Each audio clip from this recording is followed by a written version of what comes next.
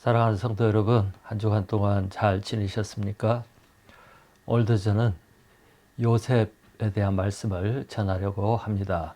오늘 말씀은 창세기 41장 1절에서 36절입니다. 그리고 말씀 제목은 인생의 해석자 되신 하나님, 인생의 해석자 되신 하나님, 이런 제목으로 말씀을 보도록 하겠습니다. 먼저 말씀을 시작하기 전에 몇 가지 이야기를 드리려고 합니다. 우리가 잘 아는 토마스 선교사가 있습니다. 이 토마스 선교사는 영국에서 왔고요. 24살에 아내와 함께 중국 선교사로 왔습니다. 그러다가 아내가 1년 반에 죽고 선교사직을 사직한 다음에 통역하는 그런 직업을 얻어가지고 통역사로 일을 했습니다. 그러다가 1866년에 미국의 상선인 제너럴 셔먼호를 타고 평양 대동강에 들어오게 되었습니다. 근데 그때 그는 한국어로 번역된 성경을 들고 들어왔습니다. 그러나 선교도 해보지 못하고 말씀도 전해보지 못하고 대동강변에서 사형을 당하게 되었습니다. 그때 그의 나이가 27세였습니다. 또 에콰도르 선교사로 갔던 짐 엘리엇이라는 선교사가 있습니다. 그의 네 친구와 5명의 선교사들이, 젊은 선교사들이 에콰도르 아우카 부족에게 선교를 하기 위해서 들어갔다가 말씀 한마디 전해보지 못하고 다 살해되었습니다. 참 안타까운 이야기죠. 근데 오늘 말씀에 보면 요셉의 인생도 참 안타까운 인생입니다. 요셉은 2가지의 그 특별한 꿈을 꾸었지만 그 꿈대로 전혀 되지 않고 종으로 팔리고 또 평생 나올 수 없는 감옥에 갇히는 그런 신세가 되었습니다. 참 불행한 인생이 된 거죠. 그런데 오늘 본문을 보면 애굽왕 바로가 어느 날 꿈을 2개를 꾸게 되었습니다.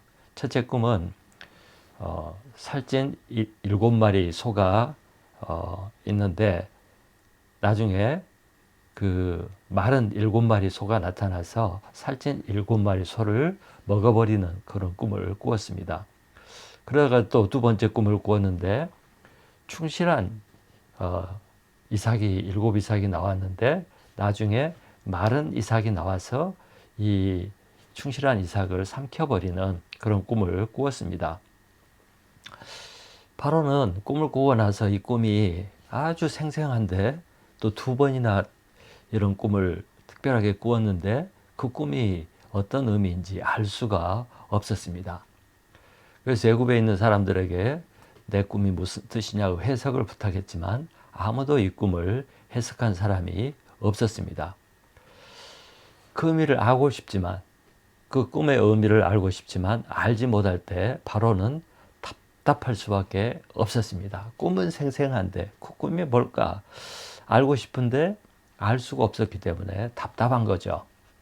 여러분, 우리도 인생을 살다 보면 많은 일들을 겪게 됩니다. 좋은 일도 겪지만 그 중에는 안 좋고 또 매우 불행한 일도 겪을 때가 있습니다. 우리 대부분은 왜 이런 일이 발생했는지, 왜 이런 사고가 났는지 그 의미를 알고 또 의미보다는 왜 이런 일이 발생했는지 그 원인도 알고 그럴 때가 있습니다. 그래서 그 원인과 이유를 알면 우리는 자신의 잘못이나 실수를 돌이키고 또 고칠 수가 있죠. 그런데 어떤 것들은 전혀 그 이유도 알 수 없고 원인도 알 수가 없고 그래서 해석이 안 되는, 그래서 고민하게 되는 그런 일들이 있습니다. 이해가 안 되는 경우죠. 예를 들어서 우리 온 국민이 겪었던 세월호 사건 같은 거 정말 이해할 수가 없습니다. 왜 그 많은 어린 학생들이 죽어야만 했는지. 또 어떤 사람은 그냥 가족 중에 죽음을 경험하는 사람도 있고 또 사고가 나고 사업에 실패도 하고 또 건강했던 사람이 병들기도 하고 그래서 이런 불행을 겪을 때 이해가 안 되고 해석이 안 되면 사람이 답답하고 힘이 듭니다. 또 많은 생각을 하게 됩니다. 왜 이런 일이 발생했을까? 또 왜 이런 고난이 나에게 발생했을까? 또 다른 사람들은 다 행복하고 잘 되는 것 같은데 왜 나와 내 가정과 내 자식들에게만 이런 문제가 발생하는지 막 이런 생각 때문에 답답하고 힘들고 고통스러울 때가 많이 있습니다. 여러분, 미국의 제임스 답슨이라는 유명한 그 신앙인이 있습니다. 그는 의사이고 그 기독교 프로그램에 방송을 하는데 Focus on the Family라는 그 가정을 위한 가정 사역을 하는 그런 의사가 있습니다. 그런데 이분에게는 참 좋은 의사 친구들이 많이 있었어요. 그래서 종종 선교를 가고 오지에 가서 병자들을 돕고 그러는데 자기 친구들이 4명인가가 경비행기를 타고 선교를 가다가 경비행기가 추락해서 다 죽고 말았습니다. 그래서 제임스 답슨은 왜 선한 일을 하고 하나님 일을 하는 이들이 사고를 당해서 다 죽어야만 했는가 도저히 이해할 수가 없었습니다. 그래서 그가 쓴 책이 이해가 되지 않는 하나님 이런 책을 썼어요. When God does not make sense. 이해가 안 되는 하나님 이런 제목의 책을 썼습니다. 또 필립 얀시라는 유명한 작가가 있죠. 크리스천 작가가 있는데 이 사람이 쓴 책이 있어요. 하나님에 대한 실망. Disappointment with God. 하나님에 대한 실망. 거기도 우리가 어려움과 재난을 당했을 때 왜 하나님이 이렇게 하시는가? 왜 내버려 두었는가? 하는 고민에 대한 책을 썼습니다. 여러분 제가 이야기했던 토마스 선교사로 왔다가 복음도 전해보지 못하고 대동강에서 잡혀서 목이 잘려서 죽어버리고 말았습니다. 또 짐 엘리엇과 내 친구는 정말 젊고 하나님 사랑하고 그런 선교사고 선교일을 하러 갔다가 복음도 전해보지 못하고 잡혀서 살해당하고 말았습니다. 요셉은 어떻습니까? 또 여러분 자신 어떻습니까? 저도 이런 문제에 대해서 많은 고민과 생각을 했습니다.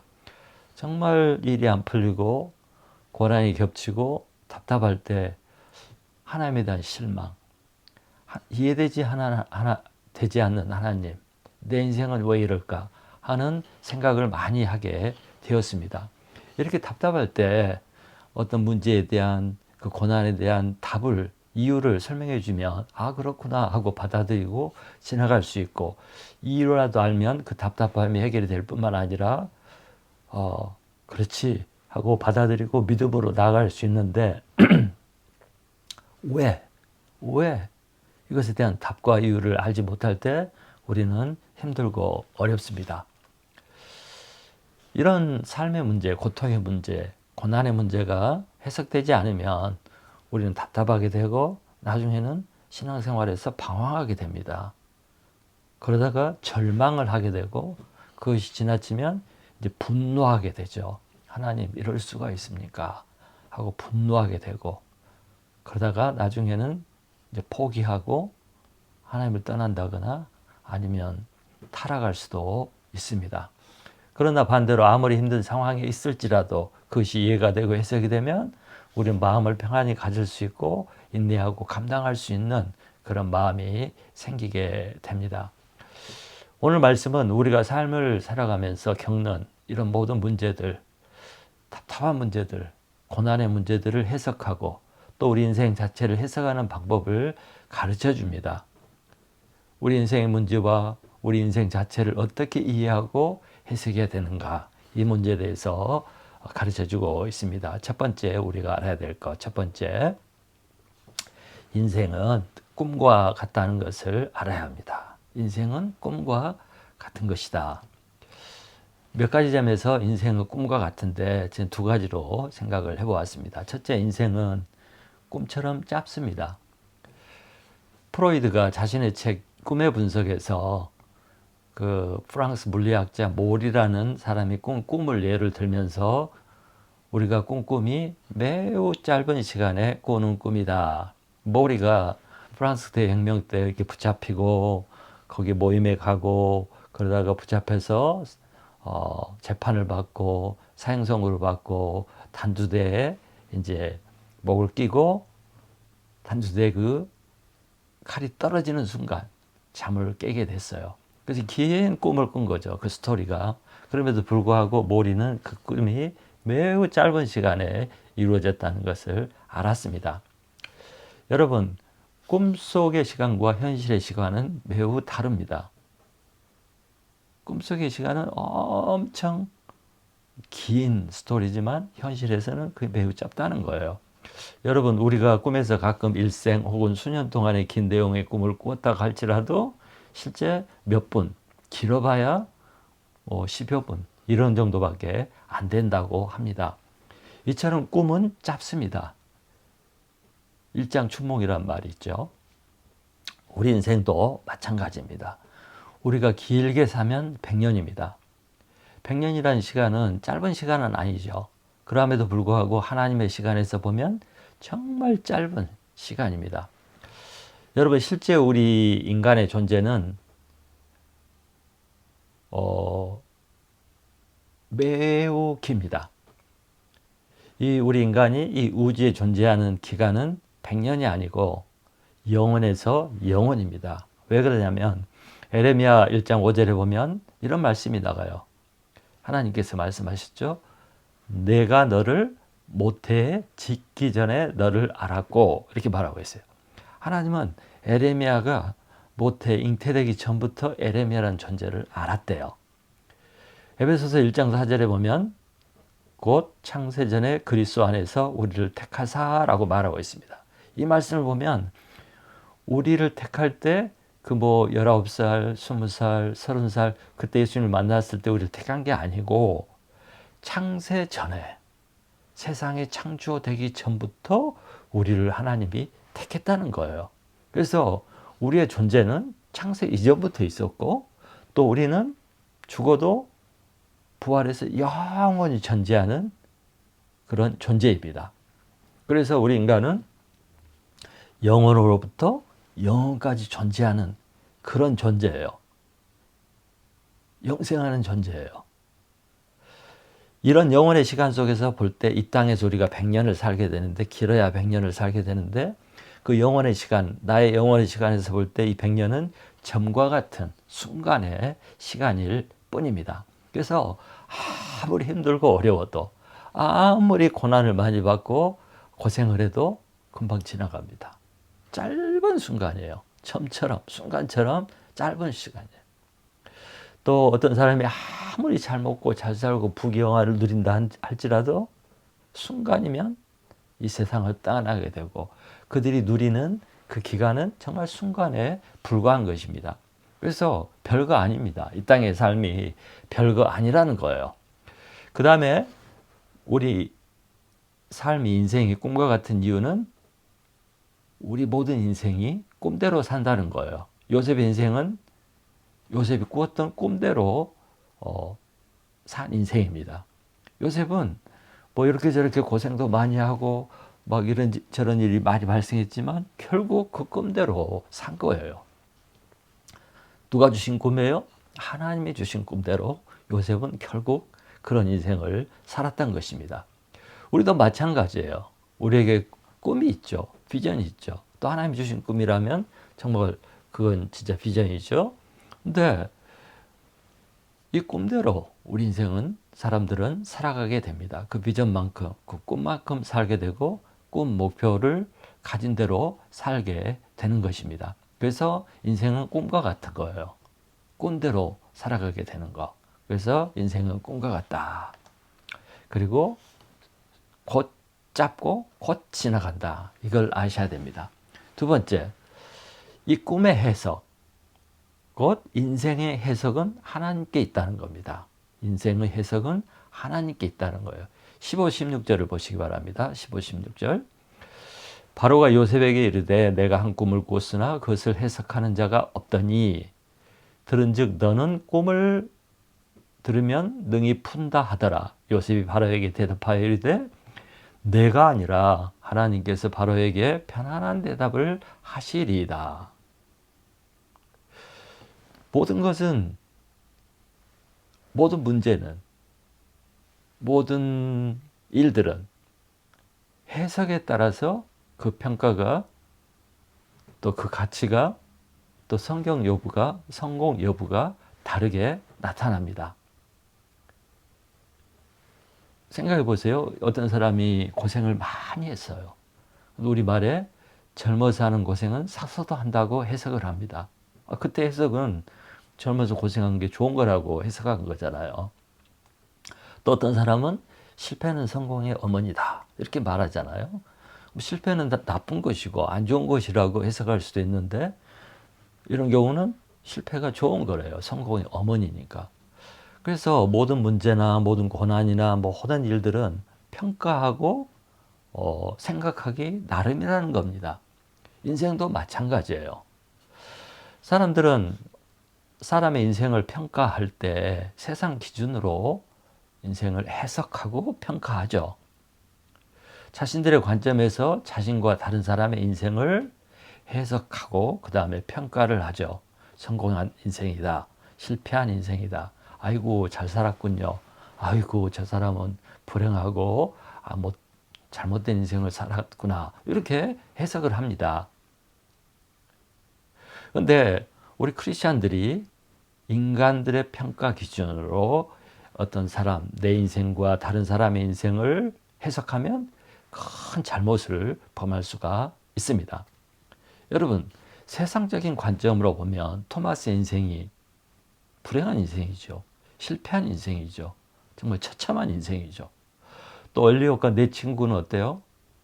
정말 잘못 선택한 인생, 잘못된 인생, 실패한 인생, 망한 인생 아니겠습니까? 또 요셉의 현재 모습은 어때요? 감옥에 있는데 실패한 거 아닙니까? 그래서 실제로 엘리ot이 휘튼 대학교 수석으로 졸업한 엘리트였는데, 그 4명의 친구가 다 젊은 사람들이었는데, 이 5명이 죽었을 때 미국 라이프지에서는 그들이 인생을 헛되게 낭비했다고, 뭐하러 갔냐고, 무슨 그런 무모한 짓을 하냐고 비난을 했습니다. 실패했다는 거죠. 잘못했다는 거죠. 그런데 여러분, 한 사람의 인생에 하나님을 넣지 않으면, 세속적인 관점으로 해석을 하면 올바로 해석될 수가 없고 올바른 평가를 할 수가 없습니다. 그래서 분명한 그 답을, 해석을 찾을 수가 없고 이해할 수도 없습니다. 여러분, 수학 문제를 잘 풀려면 어떻게 해야죠? 바른 공식에 집어넣어야 올바른 답을 찾을 수가 있습니다. 그래서 문제를 잘못 풀면 나쁜 결과, 틀린 답이 나오게 되죠. 그러면 그 문제에 실패한 거죠. 실패한 겁니다. 인생도 마찬가지예요. 우리 인생의 문제를 보고, 사건을 보고, 여러 가지 고난과 이런 일들을 보고 인간적인 생각으로 그것을 바라보고 해석하면 틀린 답이 나오게 되죠. 망했다. 잘못 살았다. 좀 불쌍하다. 이렇게 해석을 하고 그렇게 결론을 짓게 되는 거죠. 그렇게 되면 우리는 그런 문제를 바라보고 절망하고 분노하고 슬픔에 빠지고 타락하고 망가지게 될 수가 있습니다. 우리 사람들은 남에 대해서 평가를 너무 잘하죠. 그러나 우리는 함부로 남의 인생에 대해서 평가하고 결론을 지으면 안 됩니다. 특별히 우리가 어려운 가운데 있는 사람, 고난당하는 사람, 문제를 겪고 있는 사람들을 함부로 인간적으로 평가하고 정죄하거나 판단하고 그렇게 하면 안 됩니다. 잘못하면 우리가 죄를 지을 수가 있습니다. 사람의 인생은 하나님만이 정확하게 평가하고 해석하고 평가할 수가 있습니다. 내 인생도 마찬가지고 여러분의 인생도 마찬가지입니다. 함부로 내 인생은 실패했다. 나는 잘못 살았다. 나는 불행하다. 이렇게 생각하시면 안 됩니다. 또 나는 망했다. 나는 잘못 살았다. 이렇게 저주받았다. 나는 불행하다. 이렇게 생각하시면 안 되는 것입니다. 목회도 마찬가지예요. 신앙생활도 마찬가지예요. 함부로 이렇게 틀렸다, 불행하다, 잘못 살았다, 안 좋다, 실패했다 이렇게 평가하지 말라는 것입니다. 자, 세 번째, 우리의 삶은, 우리의 인생은 하나님의 하실 일을 나타낸다는 것을 알아야 됩니다. 자, 25절을 보십시오. 25절에 요셉이 바로에게 아뢰되 바로의 꿈은 하나라 하나님이 그가 하실 일을 바로에게 보이심이니이다. 25절입니다. 28절 보세요. 28절 내가 바로에게 이르기를 하나님이 그가 하실 일을 바로에게 보이신다 함이 이것이라. 하나님이 하실 일을 바로에게 보이심이 이것이라. 또 32절을 보세요. 32절 바로께서 꿈을 2번 겹쳐 꾸신 것은 하나님이 이 일을 정하셨음이라. 요셉은 꿈의 해석이 하나님께 있다. 내가 해석하는 게 아니다. 하나님이 해석하신다. 그 다음에 이 꿈 속에는 하나님의 뜻이, 하나님이 하실 일이, 계획이 있다. 이렇게 설명을 하고 있습니다. 이와 마찬가지로 우리의 인생은 우리의 비전과 목표대로 사는 것 같지만 하나님의 뜻과 계획을 이루기 위해서 사는 삶입니다. 여러분, 악인은 악한 일로, 선한 사람은 선한 일로, 성도는 믿음의 삶으로, 좋은 일은 좋은 일로, 안 좋은 일은 또 안 좋은 일로 하나님의 뜻을 이루게 돼요. 모든 것들이 하나님의 뜻과 계획을 이룬다니까요. 좋은 것뿐만 아니라 나쁜 것 안 해도, 불행한 일에도, 또 우리가 싫어하는 일 속에도 또 싫어하는 사람, 모든 일과 사건과 사람 속에 하나님의 뜻과 계획이 있다는 것입니다. 결국 이 땅에 사는 모든 사람의 삶은 하나님의 계획대로 하나님의 뜻과 계획을 이루기 위해서 살아가고 있는 것입니다. 하나님은 개인이나 나라나 세계의 모든 것들, 우주적으로 또 이 글로벌, 이 세계적으로 모든 것을 하나님의 뜻을 나타내기 위해서 운행하고 계십니다. 그것을 섭리라고 말을 합니다. 요한복음 9장 3절에 보면 예수님은 맹인의 그 슬픈 모습을 보고 정죄하고 있는 제 아들에게 이 사람이나 그 부모의 죄로 인한 것이 아니라 그에게서 하나님의 하시는 일을 나타내려 하심이라고 설명을 해 주었습니다. 야, 죄 때문에 저렇게 된 게 아니야. 저 사람 맹인으로 사는 것도 하나님의 뜻과 계획을 나타내기 위해서 그런 뜻이 있는 거야. 실제로 맹인이 눈을 뜨고 예수님이 영광을 얻는 그런 사건이 되었습니다. 여러분, 애굽에 7년의 풍년과 7년의 흉년이 있었습니다. 그것이 바로가 꾼 꿈의 내용입니다. 사람들은 풍년은 좋아하죠. 와, 수확이 넘치고 비즈니스가 잘 되고 수익이 막 넘치고 형통, 이런 거 좋아해요. 반대로 흉년은 싫어하죠. 곡식이 안 되고 작물이 다 죽어버리고 비가 안 와서 열매를 거둘 수가 없고, 그 누가 좋아합니까? 근데 여러분, 7년의 흉년이 없었다면, 7년의 흉년, 재난, 고난, 어려움이 없었다면 요셉이 총리가 되는 일은 일어나지 않습니다. 하나님의 뜻과 계획이 이루어질 수가 없습니다.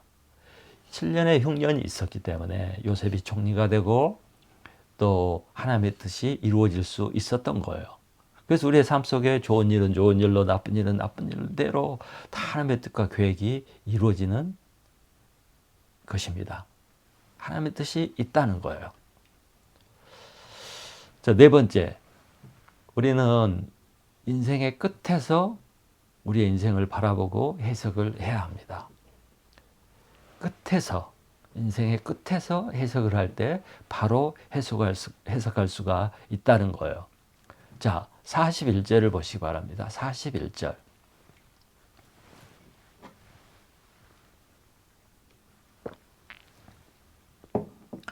바로가 또 요셉에게 이르되 내가 너를 애굽 온 땅의 총리가 되게 하노라 하고. 여러분, 요셉의 삶의 과정은 이해가 되지 않습니다. 형들에게 시기를 받고 왕따를 당하고 결국 형들에 의해서 종에 팔리고 또 모함을 받고 감옥에 들어가고 죄수가 되어서 살게 되고 전혀 그의 꿈대로 되어가지 않았죠. 그렇게 진행이 되지 않은 것 같습니다. 그런데 오늘 그가 이 이후에 감옥에서 나오게 됩니다. 바로를 만나고 꿈을 해석함으로 감옥에서 나오게 돼요. 그리고 그 일로 말미암아 당시 세계 최고의 나라 애굽의 총리로 임명이 됩니다. 그의 나이 30살에 대제국 애굽의 총리가 된 것입니다. 이 시점에서 요셉의 과거를 돌아보게 되면 비로소 우리는 왜 그가 이런 어려움과 사건과 고난과 고통을 받아야 됐는지 이해가 되잖아요. 이때 비로소 그 과거가 해석이 되고 이해가 됩니다. 이 일은 오늘을 성취하기 위해서, 이루기 위해서, 이 일은 과거의 그 일들은 하나님의 뜻과 계획을 이루기 위해서 꼭 필요했던 것이구나. 그 길을 갔어야 되는구나. 그것을 이해할 수 있게 되잖아요. 여러분, 토마스 선교사가 대동강변에 잡혀서 목이 잘려서 죽었잖아요. 복음도 못 전해보고. 근데 그가 남긴 것은 성경책들이었습니다. 세월이 지난 후에 토마스의 목을 잘랐던 그 박충건은 예수님을 영접하고 평양교회 장로가 됩니다. 또 뿌렸던 그 성경책들이 이 집 저 집으로 가가지고 이 성경책을 읽고 홍신기라는 사람이 예수님을 영접하고 서가교회를 세우게 됩니다. 또 최칠량이라는 사람은 평양교회를 세웠습니다. 그의 동생은 장로가 되었습니다. 성경을 뜯어서 벽지로 삼아가지고 벽에다 붙였는데 그 벽지에 성경책을 읽은 주사 박영식은 널다리 교회를 세웠다고 합니다. 또 천도교 출신 김영섭도 예수를 믿고 동생과 함께 장로가 되었습니다. 이 사람들에 의해서 교회들이 세워지고 평양은 나중에 한국의 예루살렘과 같은 그런 성지가 되고 평양 부흥을 통해서 한국의 복음이 급속도로 퍼지게 되는 일이 발생했는데 그 시작이 토마스 선교사의 죽음이었습니다. 또 엘리ot과 내 친구가 아우카족에 의해서 그냥 처형됐잖아요. 그 사람들은 인생을 허비했다, 낭비했다, 실패했다, 잘못했다 이렇게 평가했지만 그 아내들은 그렇게 생각하지 않았습니다. 그 5명의 아내들이 결단해요. 남편이 이루지 못한 그 선교를 우리가 이루겠다. 그래서 때가 되어서 이 부인들이 자란 애들을 데리고 에쿠아도르 아우카족에게 다시 가게 되고 아우카족들은 부족들은 여자는 안 죽인대요. 그래서 결국 그들에게 복음을 전하게 되었습니다. 그래서 아우카족 추장이 물었대요. 당신들은 누구며 왜 이렇게 우리를 위해서 수고를 합니까? 그러자 이 부인이 얘기했대요. 우리는 5년 전에 당신들이 죽인 그 남자들의 아내입니다. 하나님의 사랑 때문에 여러분들이 오게 됐고 그 사랑을 전하기 위해서 이곳에 온 것입니다. 결국 이 아우카족들이 복음을 영접하고 36년이 지난 1992년에 아우카족의 언어로 신약성경이 번역이 돼서 봉헌하게 되었습니다.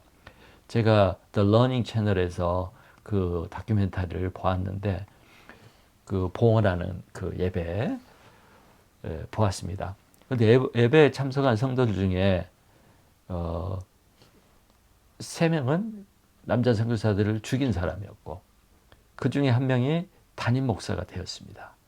그리고 이후에 이 아우카족 부족과 그 이후 부족에게 복음이 전파돼서 수백 교회가 생겼다고 합니다. 여러분, 결국 엘리엇과 그 친구들, 토마 선교사가 실패했습니까? 망한 인생입니까? 그렇지 않잖아요.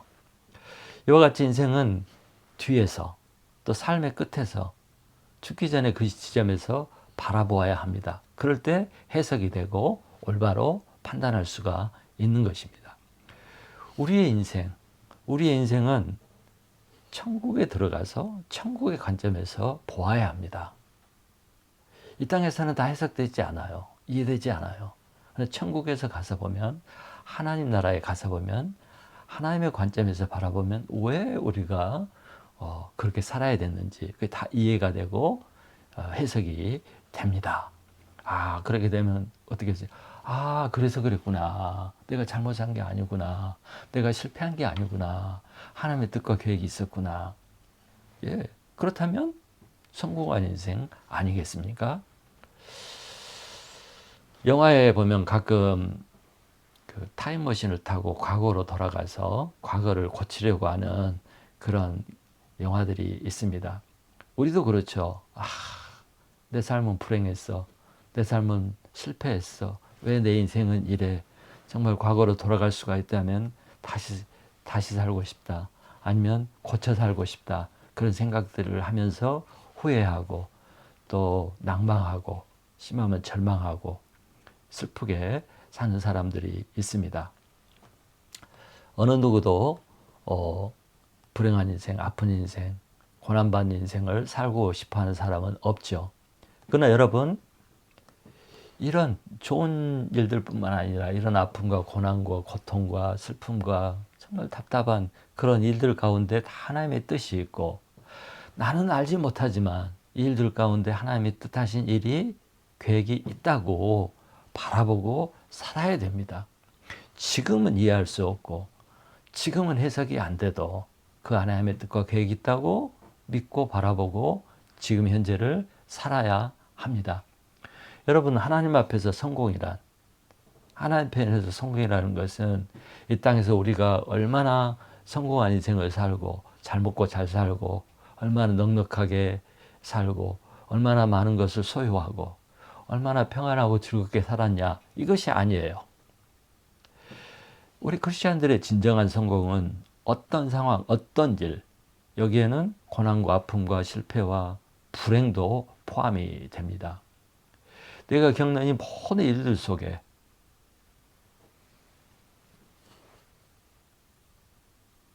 모든 상황 속에 하나님의 뜻이 있다고 믿고 믿음으로 살아간다면 그것이 성공한 인생이고 잘 산 인생이 될 수가 있습니다. 그래서 우리는 내 인생 끝에서 자기 자신을 바라보려고 하는 그런 태도가 필요합니다. 하나님 나라의 관점에서 내 삶을 바라보고 살아야 하는 그런 태도가 필요합니다. 그렇게 하면 현재 문제로, 고통으로, 아픔으로 염려하고 걱정하고 슬퍼하고 절망하고 불평하고 하는 것들이 줄어들게 되겠죠. 그리고 인내하고 참고 감당할 수 있겠죠.